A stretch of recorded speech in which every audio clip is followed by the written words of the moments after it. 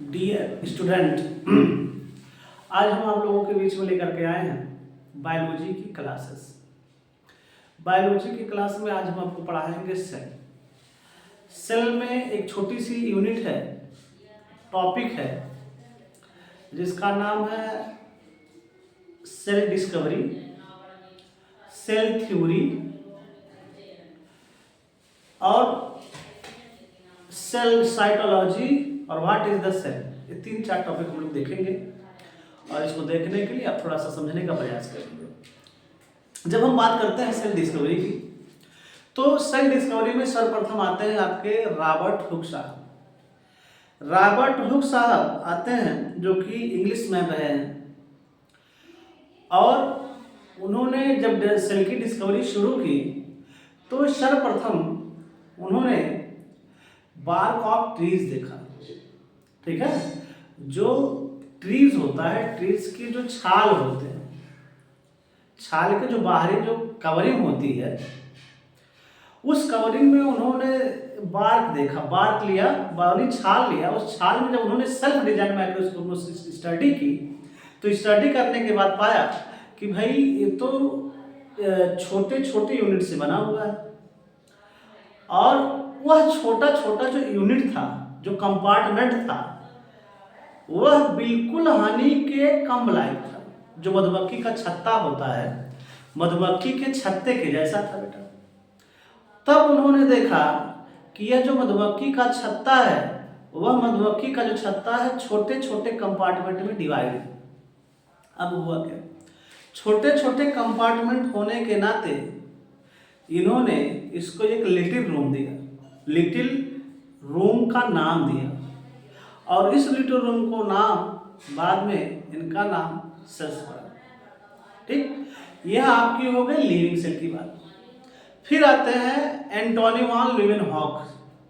एंटोनी वान लीeuwenhoek ने first time living cell की study की थी, और ऐसा लिखा गया है लिविंग सेल में भी बैक्टीरिया की स्टडी की थी।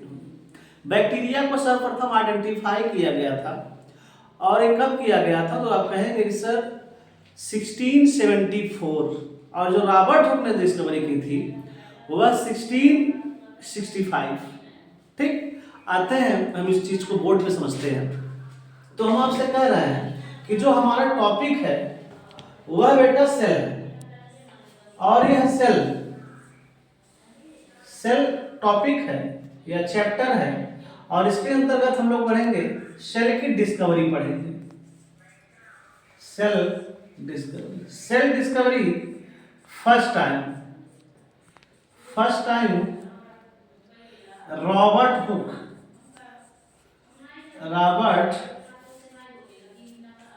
हुक कब की थी खोज इन्होंने? 1665। एक कैसे साइंटिस्ट थे बेटा? तो आप कहेंगे सर ये इंग्लिश साइंटिस्ट थे। क्या देखा था इन्होंने? मैं आपसे पहले ही कह चुका हूं, इन्होंने ट्रीज का बार्क देखा था। बार्क जो छाल होता है, बार्क, और यह बार्क में छोटे छोटे कंपार्टमेंट दिखाई दिए, और इस कंपार्टमेंट बिल्कुल सिमिलर थे। किसके सिमिलर थे? सिमिलर टू हनी कम।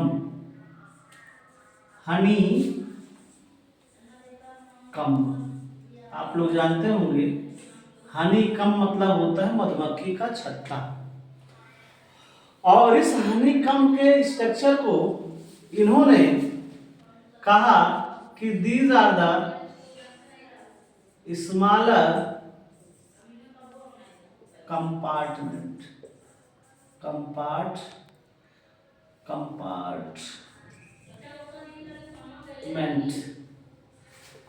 यानी जो हनी कम था वो मेडअप होता है स्मॉल कंपार्टमेंट।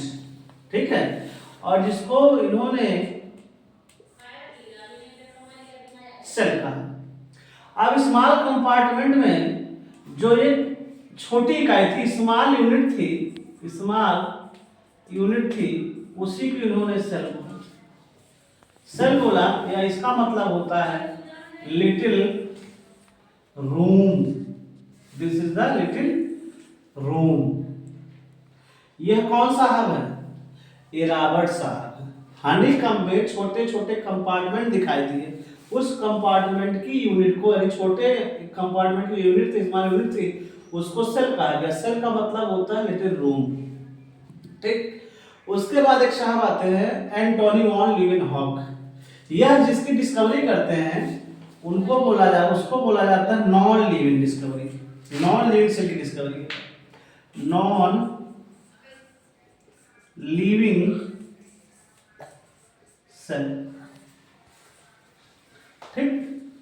उसके बाद आते हैं एंटोनी वॉन लीवेनहॉक।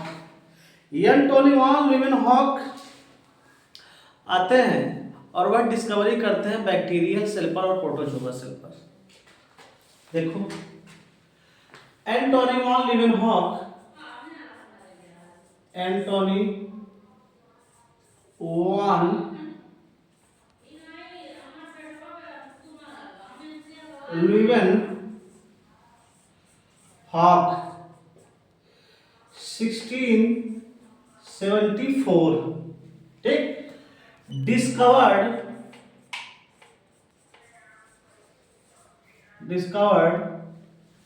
फर्स्ट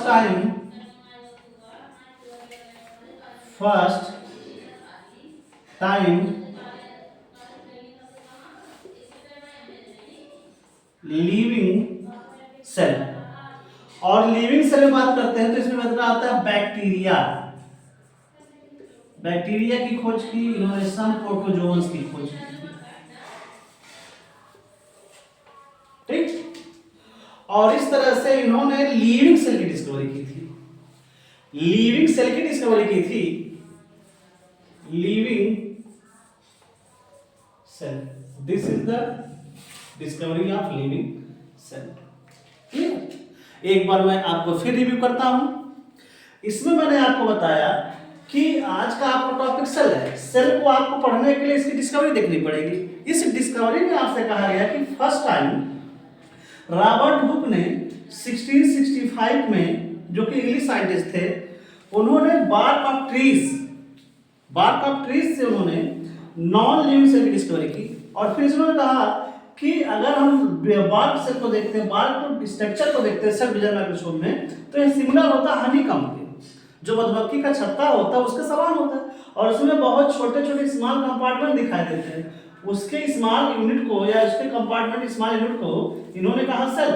और सेल मतलब होता है लिटिल रूम। क्लियर। अब चूंकि यह बार्क जो था एक नॉन बार्क ऊपर का लेयर था, यह नॉन लिविंग था। इस तरह यह कहा जाता है कि रॉबर्ट हुक ने नॉन लिविंग सेल की डिस्कवरी की थी। तो फिर शब्द आता है कि बेटा एक बताइए तो लिविंग सेल डिस्कवरी किसने की? तो लिविंग सेल के केस में जब आते हैं तो हम नाम जानते हैं Antonie van Leeuwenhoek. Scientist Antonie van Leeuwenhoek in 1674 में इन्होंने डिस्कवर किया फर्स्ट लिविंग सेल। और फर्स्ट लिविंग सेल जिसमें उन्होंने डिस्कवर किया बैक्टीरिया को और प्रोटोजोअस को। ठीक। अब हम बात करते हैं next cell theory. Cell theory में कहा गया है कि सेल थ्योरी की डिस्कवरी किसने की है? तो इसमें आते हैं दो साइंटिस्ट मेनली आते हैं, एक थर्ड साइंटिस्ट की भी एंट्री होती है। उनका नाम है स्लाइडेन एंड स्वान। ठीक।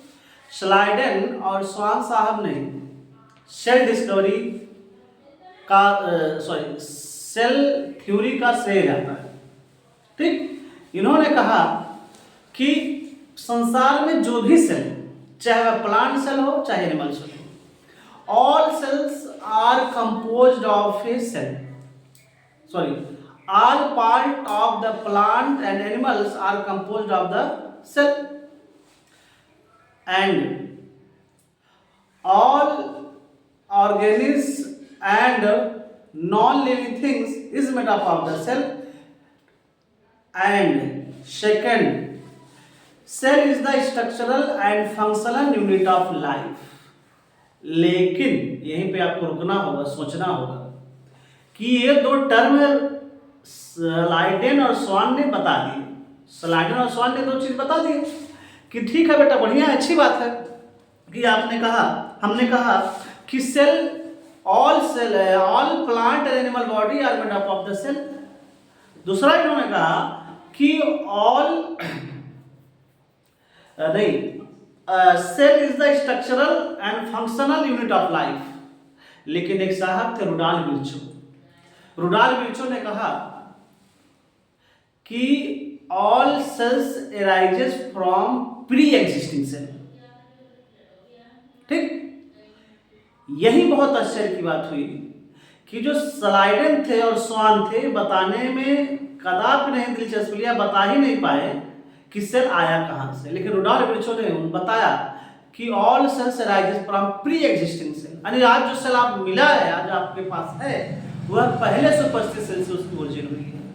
इसको हम कल एक्सप्लेन करेंगे। आज के लिए बस इतना ही।